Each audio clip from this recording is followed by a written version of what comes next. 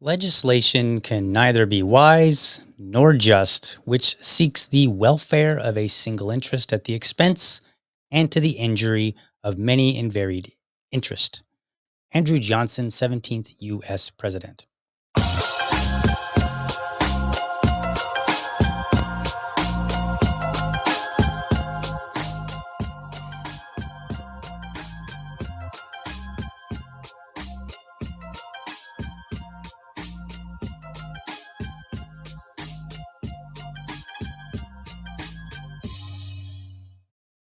All right, welcome to another morning episode of the Liberty Dad Podcast, a discussion on politics and culture. I'm your host, DL, America's most objective libertarian. If you're tuning in live, thank you so much for giving me your time so early. How was your Monday, folks?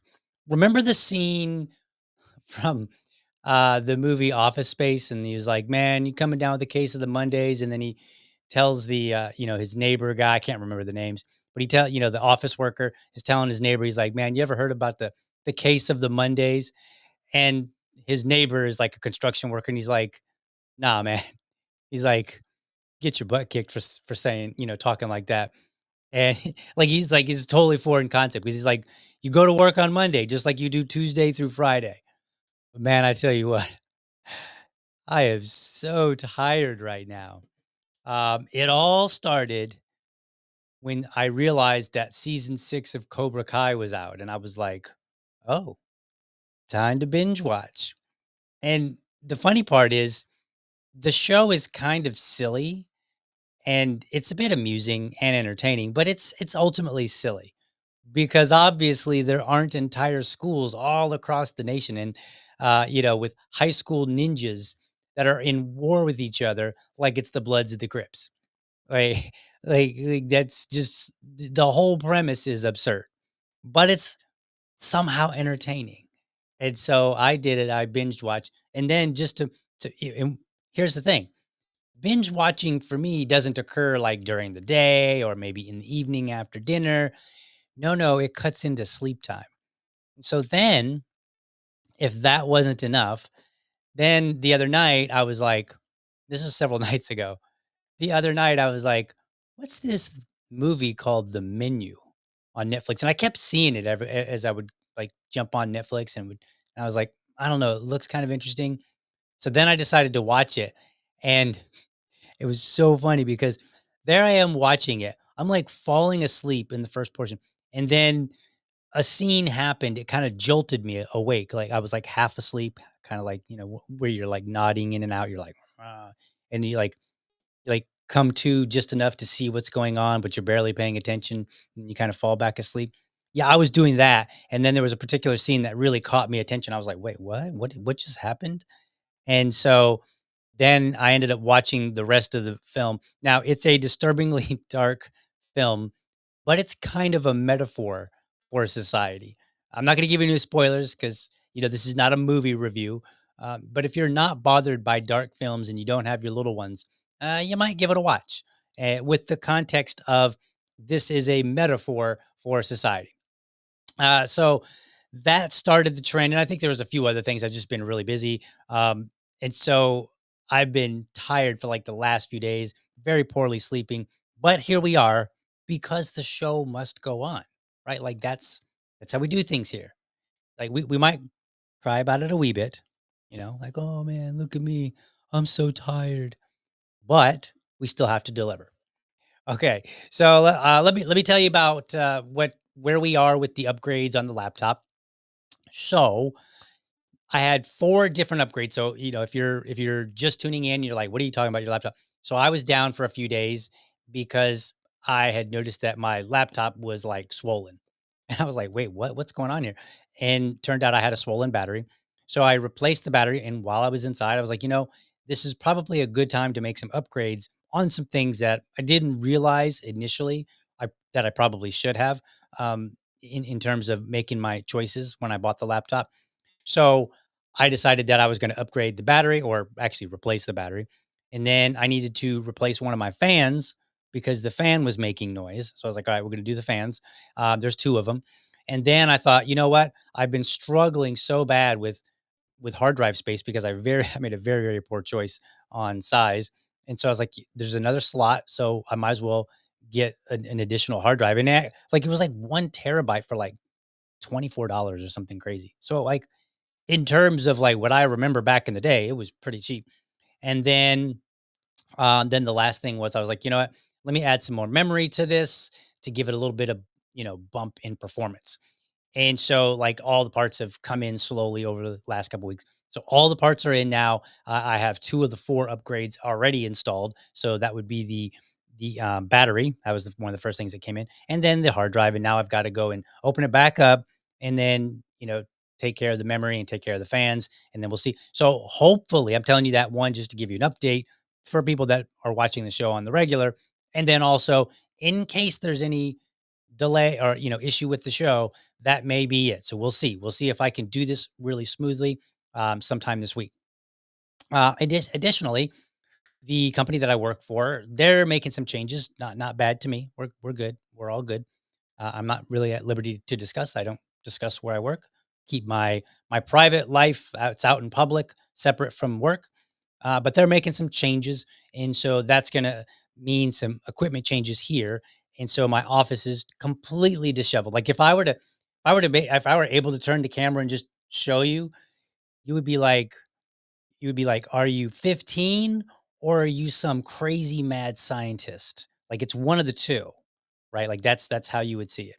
So that's where we are. That's what we've got going on. So there's just like all this stuff going on. I was at a property this last weekend. I worked like 4 or 5 hours out in the yard, taking care of some landscape. And the perils of landscaping are finding that unintended ant nest, which I found too. And then the poor neighbors probably heard me swearing and stomping around and then dashing off so I could get in the house and disrobe twice. So it's been a fun weekend, been a fun few days, but here we are. We're going to get into this bill review. So this bill review is brought to my attention by somebody named Eric Doherty. I don't really know who he is, but it just came up in my feed. He's over at Florida's Voice reporting, and he was posting some details, and it caught my attention. And so I was like, huh. So this is a budget bill that comes out of Wisconsin. And the big issue was, hey, they're removing the term woman and they're replacing it, they're making like some replacements for gendered language or whatever. And I was like, this will be interesting. So I decided to dive in and take a look at this bill. Now, here's the here's the first thing. This bill, okay, so it was introduced February 18th, so last Tuesday. and the bill is 1,917 pages. Bad. This is bad. 1,900 pages. Like, that's intense. Like, how are Americans supposed to read all of that?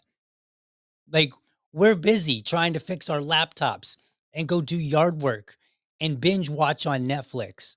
And you want me to read a 1,900 page bill so that I know what you're doing with my tax money, so that I know what regulations you're adding that I'm going to have to follow, so that I know if you're giving me any tax reduction or if you're deregulating anything. I got to read 1,900 pages. That's just absurd. So that comes out to, and we did some estimation. I didn't do an actual full on count, but out of that, that's about 575,100 words. Okay, approximation there. And so your average reading time for an adult for that is going to be 53 hours and 15 minutes. So just imagine that you sit down on Monday. You don't have a case of the Mondays. You weren't out working hard all weekend. You're not tired from binge watching. You're fully rested. You're ready to go on Monday morning. You've got your cup of coffee. You might not even need it because you're like, man, I got so much rest that I don't even know. I'm just drinking the coffee for the fun of it. And you're like, all right, let me start this 1,900 page bill. It's going to take you about 6.5 days to read that, longer than a whole work week. You're going to read it, you're going to start it on Monday. That's if you're reading 8 hours a day. Okay. You're going to start at what, 8 a.m. in the morning? Because, you know, that's what every American wants to do with their morning at 8 a.m. Start reading a 1,900 page bill. And when you finish, it's going to be Tuesday, right? Some middle of Tuesday next week. So this is absurd off the front. Now, I will say in fairness, a lot of the legislation that you see out there, it is they will they will include existing statute so that it makes sense. So they might say, okay, well, we're changing all these words, or we're adding to this particular portion of the existing code. So this isn't 1,900 pages of completely new additions. That would be even worse, right? Like you might have thought, like, can 1,900 pages get worse? No, it can't. No, it can if it's all addition, right? If it's all new legislation. So, in fairness, a lot of this is to kind of make it make sense. So, if you were to extract only the legislation that was actually new or only the changes, you might have a substantially shorter bill. How much shorter? I don't really know.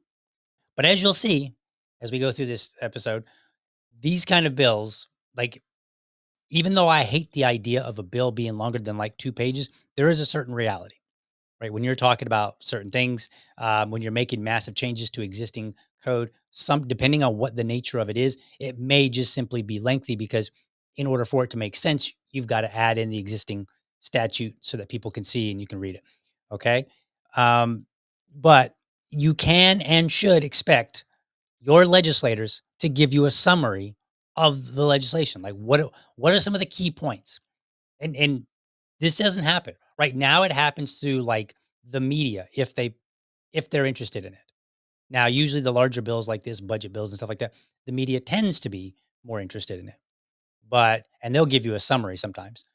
But I think the legislators should give you a summary of the bill and they should say, we're spending this much money for this thing.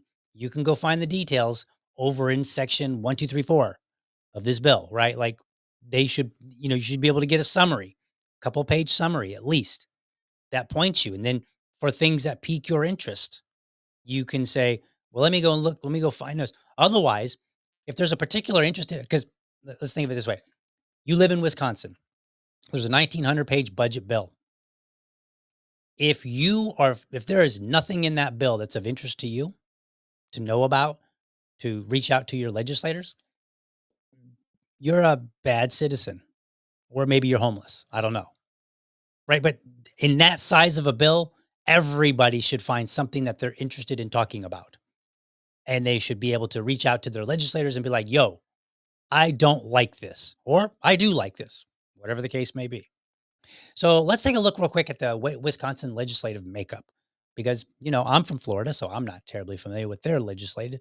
Their who's who, and many of you listeners may be from Florida or other states, and you may not be familiar with it. So let's take a quick look. So their governor, Tony Evers, is a Democrat, and their legislature is as follows. Bam, right up on the screen there. So as you can see, their breakdown is they have a Senate and an assembly. So they don't call it the House, they call it an assembly. Same concept, I believe. I haven't dug too deep, but I believe it's the same concept. So their assembly has 99 members, 54 Republican, 45 Democrats. And then their Senate is 33 members, with 18 being Republican and 15 being Democrat, which means even though their governor is a Democrat, the fact of the matter is that if bills get passed and signed off by the governor, what that means is that the Republicans are on the hook too, because they dominate the state legislature.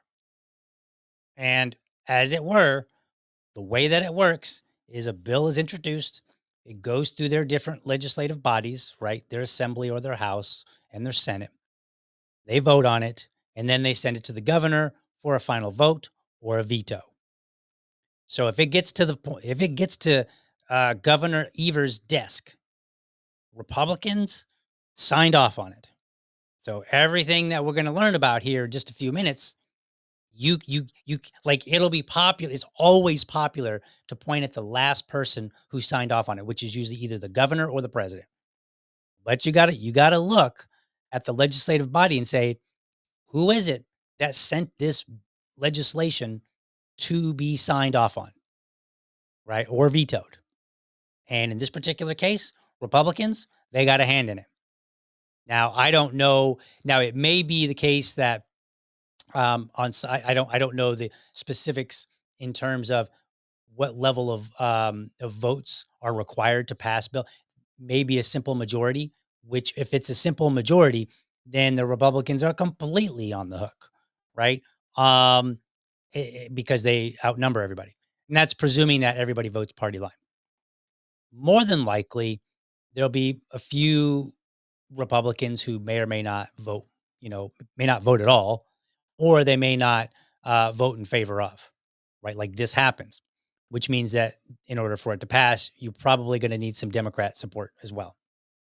Um, so they're not off the hook either, right? Because like everybody plays a role. But just know that when the House or Assembly in this case and the Senate are Republican controlled or Democrat controlled, they are not off the hook. Now, if you had a situation here where it was like 99 assembly members and 33 were Democrat and 66 were Republican, the Democrats might, they might get off the hook a little bit, as a party, because they could be like, well, we all voted no, but it still went through anyway.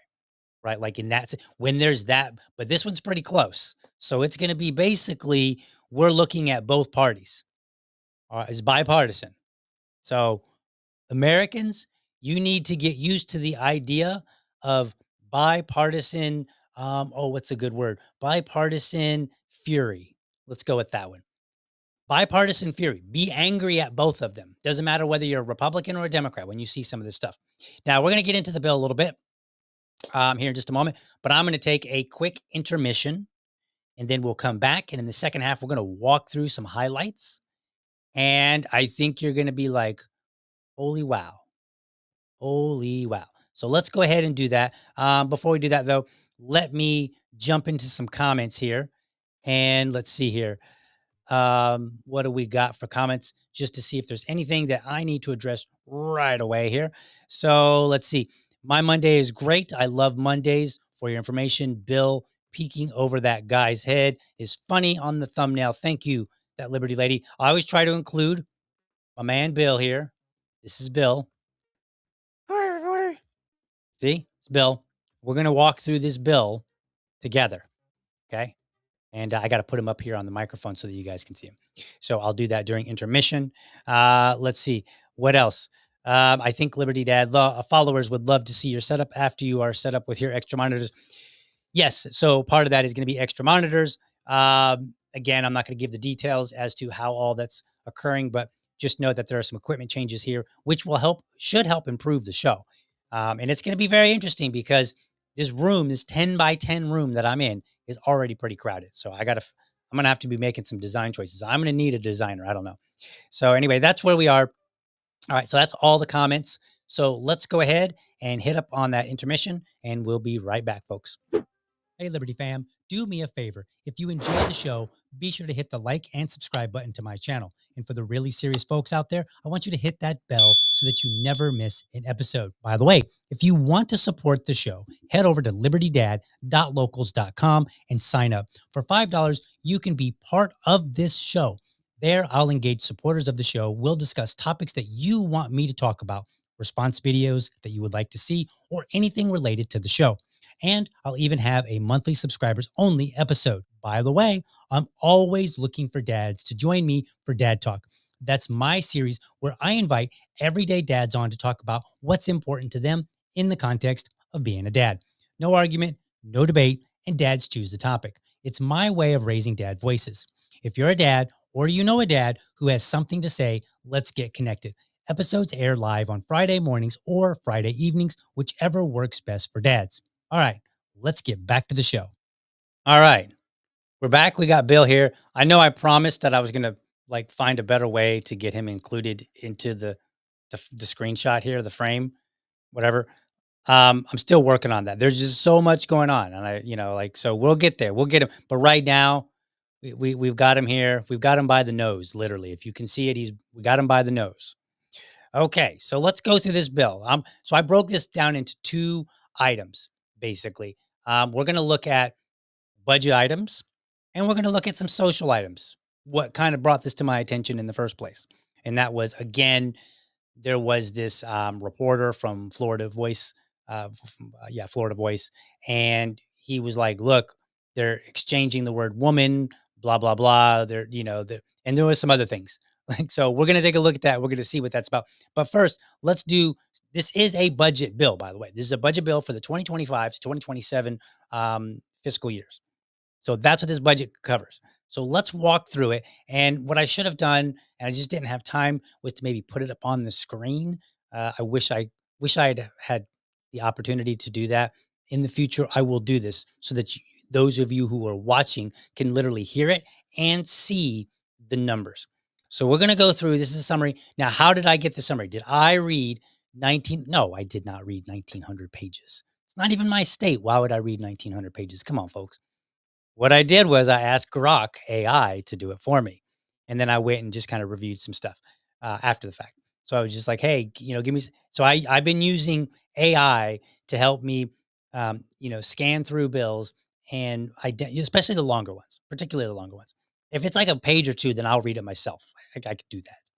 I'm a pretty fast reader, but I'm not spending 6 days reading a budget bill for somebody else's state for my podcast. That's just crazy.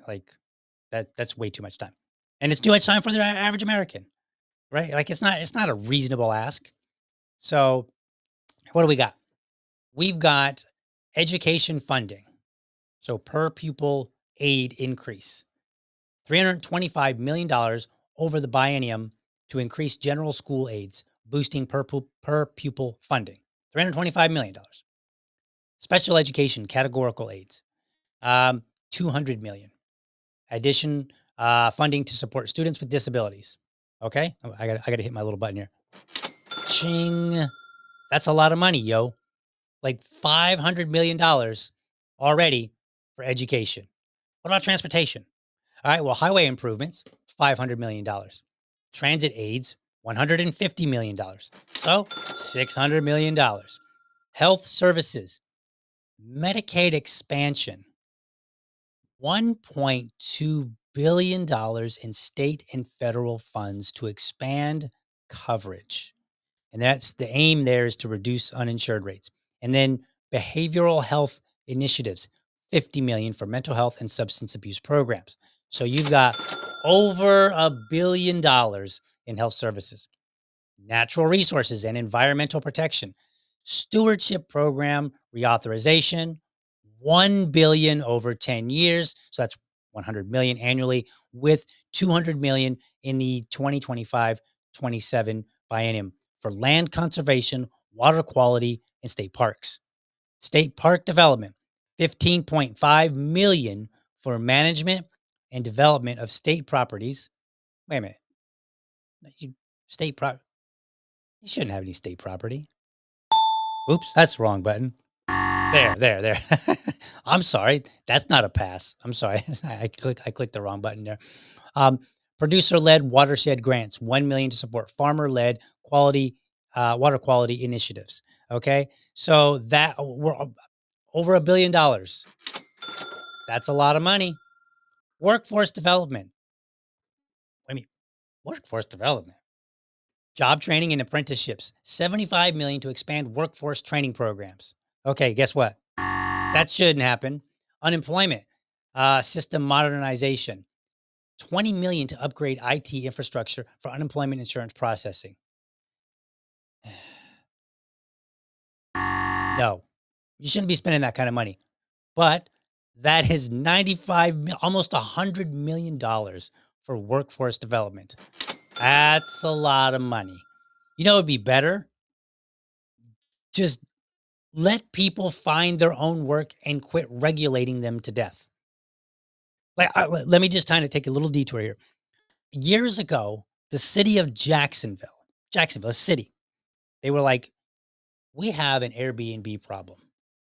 And their issue with Airbnb was Um, there were people that would, the idea behind Airbnb would be I would say, hey, I'm visiting Jacksonville. If I didn't live in Jacksonville already, I'm visiting Jacksonville. So therefore, I'm going to go and I could stay at a hotel, but I would love a more home feeling while I'm, there for a week. So then I might go to Airbnb and find a place, negotiate with that person, be like, all right, here's their rules, here's my rules, whatever, figure out how that contract takes place. And then I just rent somebody's house or maybe their room or what have you. So what would happen? People would rent a whole house, oftentimes for like weddings and stuff like that. And they would basically have big parties at the house. And it would irritate the neighbors, yada yada. So there was this big issue. And so the city of Jacksonville was like, we're thinking about regulating Airbnb. Now, I'm not going to go through the details of that particular bill, but it was pretty bad. It wasn't as bad as some other areas, but it was bad. And my wife, who is not political, okay, so she doesn't rant and rave about politics. She went to one of the meetings and she just asked them. She asked them the simplest question. Now, they didn't have an answer for her. She was like, "So it sounds like the real issue is like one or two bad Airbnb owners. Why can't you figure out what to do with them?" She's like, rather than regulating everybody, because there was like, I think the city they determined that there were like 1,000 owners who were doing Airbnb at the time. I think that might be the number. And so she's like, why are you trying to regulate everybody when you've got a problem of like one or two houses because in the meetings they would say, they would always point to the same one or two houses, maybe three, something like that, but the same few houses, you know? And so like they were trying to regulate it. Well, how does this fit into workforce development? When you regulate people, you limit their options. And so if you've limited me from, say, using Airbnb, then the fact that maybe I have a low skill might be really impactful to me. However, let's say I have a low skill, but I have a decent looking house and I'm in a decent area and I want to rent a room for a little extra side money on the side. Well, if you regulate that, then you make it difficult for me to be able to rent that room, which means you are coming in between me and my potential financial success. And maybe I do that long term, or maybe I do it short term, long enough to figure out my own workforce issues. Or maybe maybe I get laid off and then that's my only source of income. And maybe it's not a whole lot, but maybe it's helped keeping me afloat, right? There's plenty of maybes to be had here. But the point being, you wouldn't have to invest in all this workforce development if you were not regulating the people so dang much. All right, let's continue on. Public safety. Everyone's favorite, right? Law enforcement training. $10 million to enhance training programs for police and sheriff's departments. That's a lot of money. Corrections facilities. $100 million for maintenance and security upgrades in state prisons. Another money. So $110 million going to law enforcement and correction facilities. So let's bring up a couple points here. Number one, we got rid of the drug war and we allowed drug abuse to be in the purview of a medical issue rather than a criminal issue. You could remove some of the people that are in the correction facilities. Well, guess what? You're spending less money on people there on housing people. That money could then go for some of this maintenance because I get it. If you're a rapist, if you're a murderer, who is that dude I saw just recently? He was like a weird cannibal. I don't mean to be too gruesome, folks, but I don't remember what state it was. I think it was a northeastern state, and um, he killed somebody, ate their eyeball, and ate part of their brain, and they were like letting him go or something like that. Not letting him go technically, but they were like he served some time, and I was like, wait, what? He's being released in some way. Like, no, that dude probably shouldn't be released. I don't think. Hey guys, I'm sorry, I learned my lesson. Don't brutally kill somebody and eat their brain and their eyeball. Like, I feel like that's just not sufficient, right? Like, remember Shawshank Redemption, where he was going before the board and he was like, telling them what they wanted to hear with the hopes that they would let him out. Like, I feel like that's one of those cases where they're like, yeah, you're telling us what we want to hear, but dude, you literally killed somebody and ate their brain and their eyeball. So maybe not. Maybe maybe that one's a bridge too far. But so I get it. We need to keep some people in prison. Maybe very, very long term, or at least maybe short term, right? Hey, you committed armed robbery. Somebody got seriously injured in the process. Nobody died, but they got seriously injured. So now you need to go to prison for a short term, 5, 10 years, whatever the appropriate number is, right? But then if we just don't put people in jail that have committed what I would consider victimless crimes, maybe maybe that's going to reduce the amount of money you have to spend. So now your maintenance is much easier. And as far as the training programs, what I didn't dive into this. I should have, but I didn't dive. $10 million to enhance training. What enhancements are they getting? What is it that police are going to get that they're not getting now? And how is it going to benefit the people? I don't know. I think it's a terrible idea. Higher education. University of Wisconsin system, $250 million in additional funding on top of whatever they are to freeze tuition and support operational cost. No, like, hold on, where's my? That's a lot of money. Technical college system, $50 million to expand capacity in student aid. That should come from where? If you said, if you said oh man, what's the word? I was getting ready to say it and then I lost the word, but that should be paid for by the students who are coming, and they're taking out a school loan, and they're gonna be paying for it. That should come out of their tuition. That was the word I was looking for. It's early still. I mean, I am doing a bill review at 8:15 in the morning, so, I forget a word here and there, like, it's fair. Tax relief and economic development. Income and property tax relief. Yay!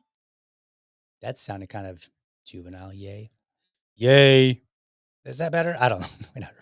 $500 million. 500 million. After all these numbers, 500 million. Estimated cost over the biennium for tax cuts targeting low and middle income families. Now, I will always, always, always support tax cuts. Always. Tax cut until there's nothing left to cut because you're not taking taxes. Taxation is theft. It always is, always was, always will be. Right? Period. But 500 million, and we're gonna. I don't worry. I tallied the numbers here in a minute. Rural creative economy grants, $2 million one-time funding for a new grant to grant program. At this point in society, we don't need any new grants. And that support rural arts and culture. Also, this button, arts and culture. Look, if you're an artist out there, that's good. That's awesome. I applaud you for taking your creativity, however that art may come. Maybe you're a writer, maybe you're a painter, maybe you do sculpting, maybe you dig in the trash and you put together pieces of artwork that, other people appreciate, whatever. Like that's cool, but you don't need a grant, like people shouldn't be paying for that. You need to, like everyone else, figure out how to take your talent and monetize it. And if you can't, you don't get like I'm doing, like you could consider this podcast somewhat art, right?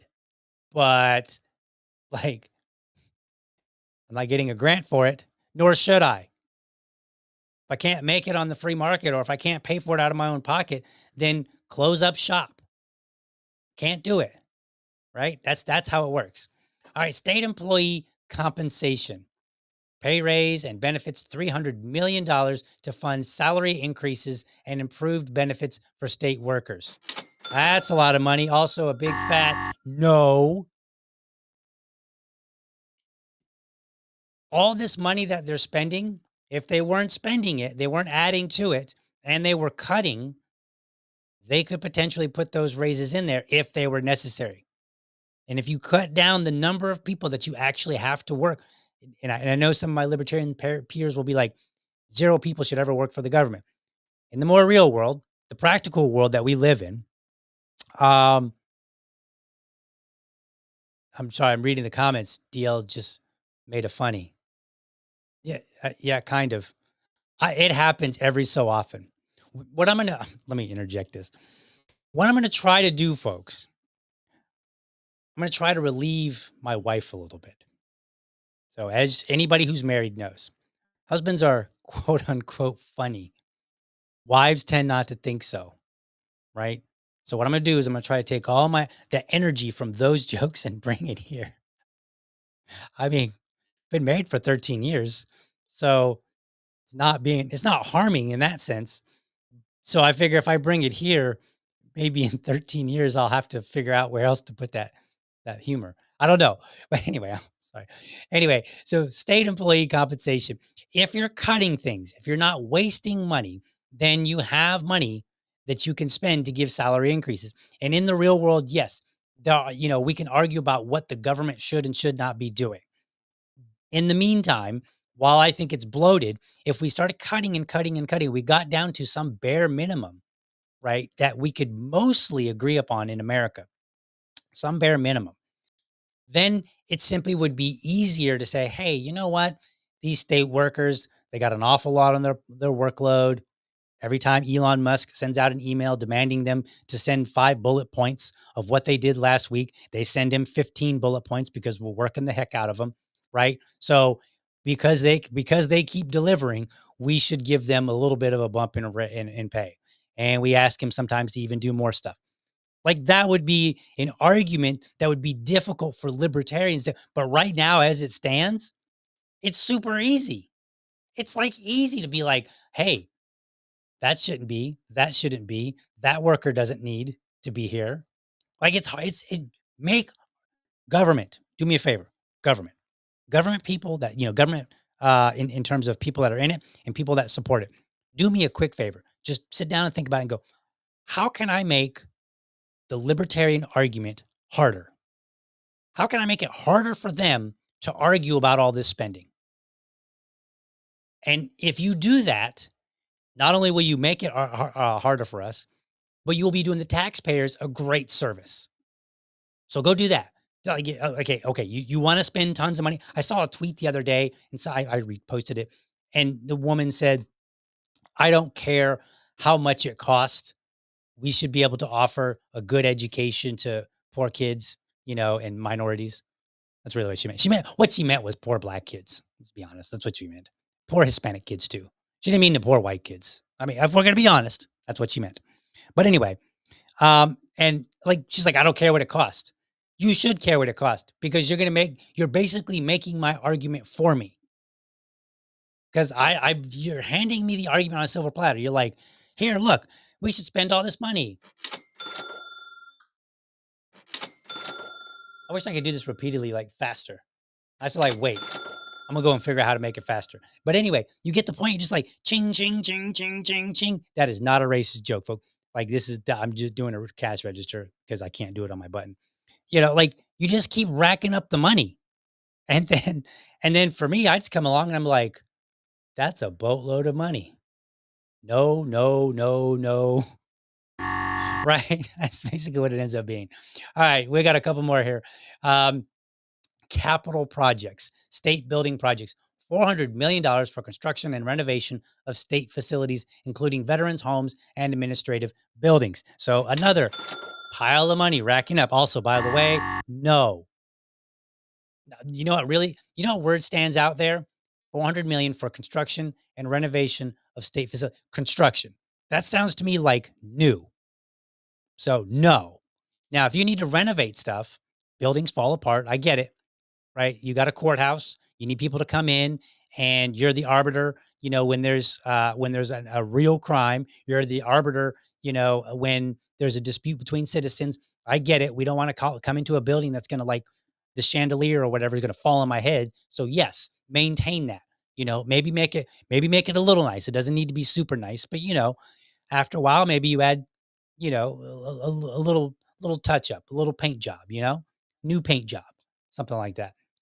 So I get it. But again, $400 million for construction of that means you're putting brand new stuff. You don't need brand new. And you don't look, I'm a veteran, so I can say this because people are like, oh, I was a veteran. Blah, blah. Shut up. I was a veteran too. And I say no. I say this should be provided by private funding. There are plenty of people out there that would donate to private entities. And I don't know the number off the top of my head, but there's billions and billions and billions of dollars that are given like annually to all kind of different organizations for the sheer benefit of their fellow man. We're already doing it. We don't need any additional. Isn't that right, Bill? That's right. Okay. Budget stabilization fund. That just reading that alone doesn't even sound right. Stabilization fund. Like we're going to stabilize the budget because all of the money that we just went through, and I'm sure there's more, all of that money, that wasn't enough. We need to stabilize the budget because we're spending so damn much money, it needs stabilized. $100 million to bolster reserves for economic downturns. Now, here's what's interesting. $100 million so that when there's an economic downturn, the government got money. You're taking money from citizens that could go for their own reserves for when there's an economic downturn. Now, I'm going to weigh these out. Government, citizens. Who should get the money if, because there's only one pool of money. The money's coming from the citizens. Okay. Government doesn't have any money unless it takes from the citizens. So who is it that gets that money, right? Who is it should have it for an economic downturn? The people. Priority number one, period. And you're taking $100 million from your own citizens who might use that for their own economic downturn, right? For their own reserves for when there's an economic downturn. Apologies for that. You're taking it from them. That $100 million, I don't know how many people are in Wisconsin, but if you spread that out, can I look it up? I'm going to look it up real quick. I'm going to look it up. So let's see here. Population, Wisconsin. And the population is 5.9 million. So we'll call it 6 million. 6 million people live in Wisconsin. And so like $100 million. What's 100 divided by 6? Let me see if I can do morning math, which is always a terrible idea. So 10 from 6 is 1, and then we carry 4 over. And so what? 30, I really shouldn't have done this. It was a bad idea. So 36, 6, so $16 million each, I believe. I should probably just throw the calculator up here real quick and just do it. So 100 divided by 6 is $16 million. Look at that. I did some morning math for you guys. How awesome is that? So $16 million. Now, that's not really how it all ends up being because, like, each person is not giving $16 million. But that it equates to $16 million per person. Oh, wait a minute. No, I'm sorry, $16 because it's million to million. Sorry, it's 100. Yeah, 100 divided by. Whoops, what did I do there? All right, so my bad, my bad. I did the math. Okay, so the math was wrong. The math was wrong, but I did correct it, so it ended up being correct. So whatever. But that's $16 to each person. But again, like $16, and that's presumably the entire population, so you would actually really wanna do it by household, blah, blah, blah, so it would be actually a little bit more that the household would have, and so I'm not gonna go do the math on that, but you get the point. The point is that money is being taken from citizens that could be used by citizens, and every small amount adds up, right? Because even if you were to say, "DL, it's only $20 per household." Let's say that that's what ended up being the number, right? $20 per household. Well, at the end of the day, the reality is that, um, where was I going with that? The reality on that is, dang, I keep losing that same thought. And this is not going well. I'm supposed to be like a really top notch podcast bro here, right? Something like that. Um, okay. So the issue here is that small amounts add up. If you spend $1 every day on a soda, you go to the store and you buy a soda, you spend $2. Say it's $2 for a soda, like a bottled soda. And that adds up over time. But then if you spend, a little bit here and a little bit there and a little bit there, at the end of the day, while each one of those individual transactions was just a small amount, the totality of them add up. So when we look at this budget and we walk through and we say, okay, well, it's a little bit here, a little bit there, a little bit there, it adds up. And it all adds up to somebody's potential reserves for their own rainy day um, downturn or their own rainy day fund. Right. And so that's what's going on here. And when people go, well, it's only $100 million, and they will do the right math and they will say, it's only this much money. That's no big deal. It is a big deal on in total. That's what we have to consider. All right, where are we?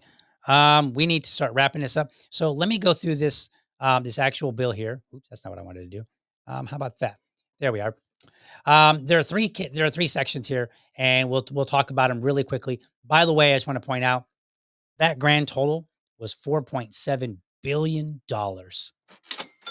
However, you got to minus the 500 million for income and property tax cuts, so still 4.2 billion dollars, $4.2 billion. Okay. So still at $4 billion. I'm just saying, which a lot of that money might have went for somebody's rainy day fund. Okay, let's take a look. So here's the bill, and we're just going to go through it really quickly here, just so that you know. So we'll go over here to let me do it this way. I bookmarked these pages, so we'll go here. All right, close that up. Okay, perfect. So this is what we got on the screen here, and I'm scroll down here to where I've highlighted it.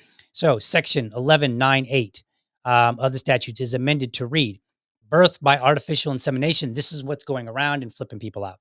If the registrant of a birth record under this section is born as a result of artificial insemination under the requirements of statute 891.40, they scratch out husband and they put in spouse of the scratch out woman and put in person inseminated shall be considered the not father, parent of the registrant on the birth record. What are they doing here? I'm going to highlight this real quick. What are they doing in this little highlighted section here? Um, they are basically paving the way for trans stuff. Right now, I'm going to take a wild guess. Some Democrats probably said, if you include this, we'll support all the crazy spending that DL just talked about. Right? We'll support you what you want, you give us what we want. Because they're removing woman and replacing it with person inseminated. Why? Because this idea that a man can become a woman. And so therefore, we're going to call it gender neutral language. And we're going to, instead of calling them a woman, because maybe they don't identify that way, right? Or maybe a biological woman identifies as a man. and says, well, I'm a man. So they can't put in just man. So then they're like, all right, we're going to put in person inseminated. Where's my fail? This is a terrible idea. This is absolutely terrible. All right, let's take a look. What else we got? Go to this page here and Section 1803 statutes amended to read discriminating against any scratch out woman and put individual on the basis of pregnancy, childbirth, and they scratch out maternity, parental leave, or related medical conditions by engaging in any of the actions prohibited, blah, blah. So they're amending this whatever discrimination they have to include basically both parents. Now, this one I don't really have a problem with. Now, I know they're removing woman and they're putting individual, but what they seem to be doing when you read the rest of it is they're saying, okay, instead of maternity leave, we're calling it parental leave, which I presume would include men because paternity leave is becoming a thing. It's fair. I think that children should have as much access to a mom and a dad as possible for both parents. So I'm actually okay with this one. I don't have an issue. Where's my little pass? We're good. We're good with that one. That one's not a big deal. All right, what else we got? We got two more.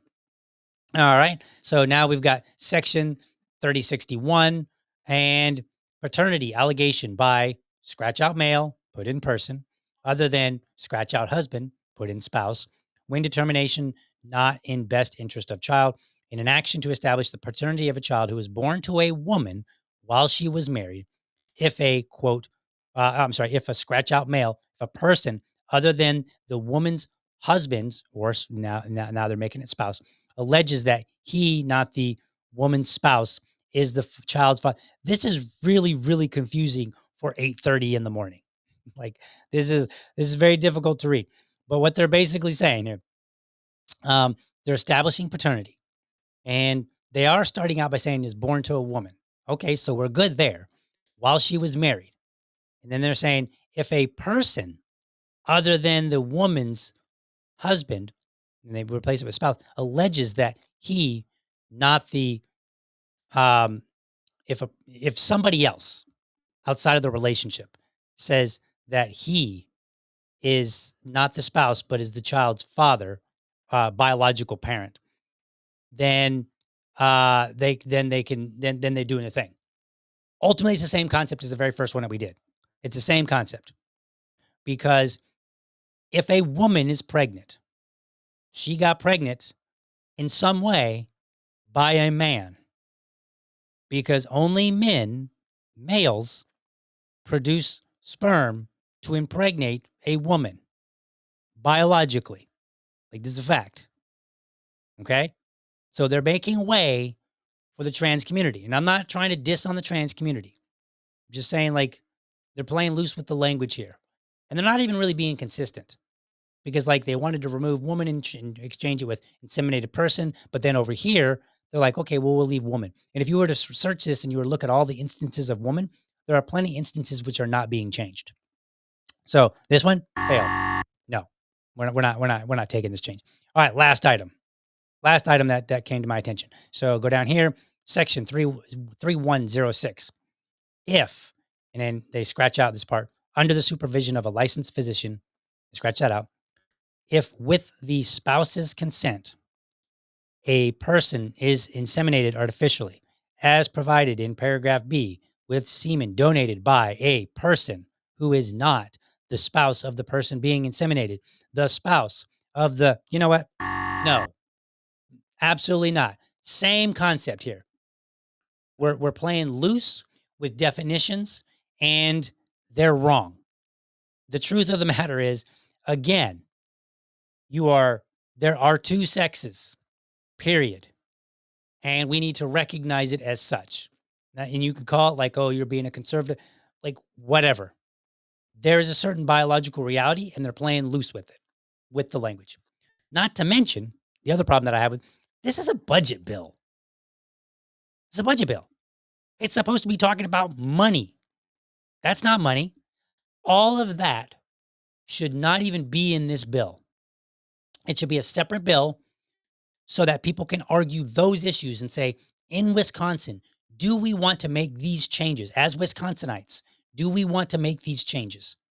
But instead, they buried it in a 1,900-page budget bill, hoping that people wouldn't notice. Because once it gets passed, then there's this whole process to resolve it, right? Or maybe a judge tosses it out or whatever. But there's a process, like one way or another. So at the end of the day, I say this budget, this bill is just fail. Just fail all day long, right? For many reasons. Number one, should they be spending all that money? More than likely not. They should be looking for budget cuts. At this point in time, where we are, here's what you need to do, citizens. When you look at a budget bill, you should be looking for two things: how many cuts are in there and how many additions are in there. Now, to some degree, if there's a if they spent $100 million on a thing in the last fiscal, the last budget bill that if they appropriated $100 million for something, and presumably it's still going to cost $100 million this budget season, and so you might say, okay, well, $100 million is acceptable. Just bear with me, libertarians. It might be considered acceptable because, like, hey, either we should be spending that money or we should not. Either it's efficiently being spent or it's not. So let's assume for a moment that it's that they agree it should be spent on and it's being efficiently used. Okay, fine. $100 million from one budget to the next, fine. You should be looking for cuts though, because you should be getting better at doing what you're doing, just like everybody else in America. And then you should be looking to say, where are you cutting? Where have you determined that, hey, we no longer need this for whatever reason? Maybe maybe there was a short-term need and the government said, all right, for the next 5 years, we're going to spend this money to deal with this thing, whatever this thing is. And then after 5 years, they say, all right, well, we've dealt with it and we dealt with it so well, we no longer need to deal with it anymore. So now we're going to remove that from our budget. That's what people should be looking for. And you should be looking to see where are you trying to increase. And in my opinion, it should be a very tall ask. It should be a climb up a mountain to ask citizens to approve increased or new budget items. They should be like, whoa, wait a minute. Why you need to spend that money? Why you need to spend so much money on education programs? Why do you need new construction of government facilities? What is it that you're building? Did we ask for it? Or are you just making stuff up to spend money? Right? It should be a tall order, and that should be difficult. And the third thing, this is, I said two, but on top of all that, you should demand a summary of all the budget items in a budget. Hey, we want to spend 200 million here. We want to spend 400 million here. We want to spend $1 billion here. And then they should say in our summary, here's all the, here's a general breakdown, a bullet point list. Remember how I said Elon Musk sent out to federal workers and was like, hey, give me like 5 things that you did in a bullet format that you did last week. We should be demanding that of our legislature. Hey, you send me a bullet point list of all the money that you're trying to approve. And in that, I want to link to where it is in the legislation that you're proposing, so that maybe for some people, maybe public safety is not their concern, but maybe they're concerned about higher education. So then they look and they say, oh, you want to spend, what was it, $300 million on higher education? Great. Point me in the direction so I can go right to that portion of this 1,900-page bill so that I can look at it and review it and tell you whether or not I think spending that $300 million is acceptable or is not. And then for the people that care about public safety, they can look and say, oh, you want to spend $110 million for law enforcement training and correction facilities? Point to me in the legislation. That better be in the bullet point, and it better have a citation so that I can go to that particular spot in the legislation.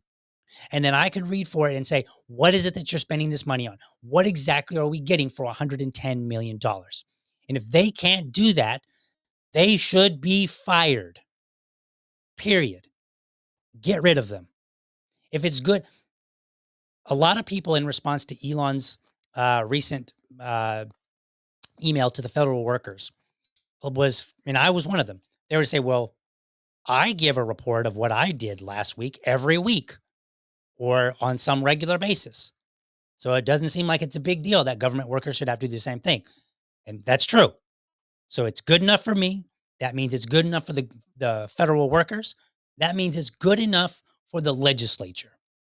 And so if they're just going to put out, because they think they're being transparent by putting out a 1,900-page bill and like, see, well, we gave you the information. And you're like, I'm going to use some unsavory language here, folks. You just want to be like, bitch, that is not transparent. That is not at all like throwing a 1,900-page bill at me and calling that transparent. No, it's not. Give me the 1,900-page bill. Give me a summary of bullet points with citations in that bill so I can go and look at the specifics myself. That's transparency. That's what Americans need to start demanding. And guess what? In an hour, I summarize this bill for you. So there's no reason that they can't break it down just like I did so that you, the citizen, can review it reasonably. And you may not be interested in everything, and that's okay.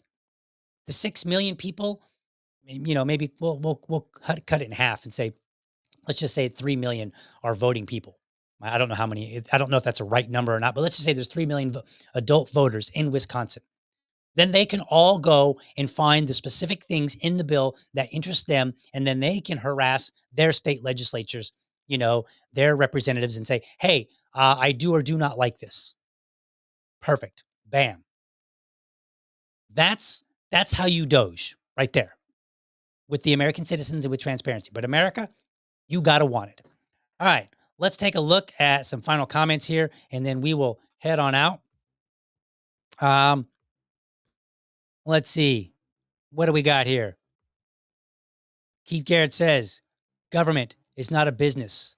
That is a problem for me. Absolutely, Keith. It is not a business. However, that being said, I didn't put it up on the screen. Come on, guys. You got to remind me, put these things up on the screen for you. It's not a business. However, they still have employees. They have budgets. They're dealing with money. So at a bare minimum, they should operate like one, right? Like they should be accountable to their boss, which is the citizens. And then the citizens can decide whether or not they're squandering the money. But right now, what you're going to get is you're going to get like, oh, some legislator will be like, I supported $100 million for education. Well, that sounds good when you say it like that. I mean, to many people, not to me, because I read these bills. So I know like a lot of it's garbage. But a lot of people are bamboozled by that because it sounds good. Like, hey, you're giving money to help out our schools and get our children better educated. Even though our math and reading scores, our proficiency levels are not even at 50% when they graduate 12th grade, but you are totally helping out, right? Like people believe that. So we got to demand more from them.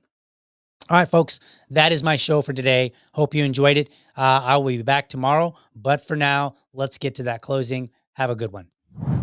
Thank you for watching, and I hope you found this episode informative and inspiring.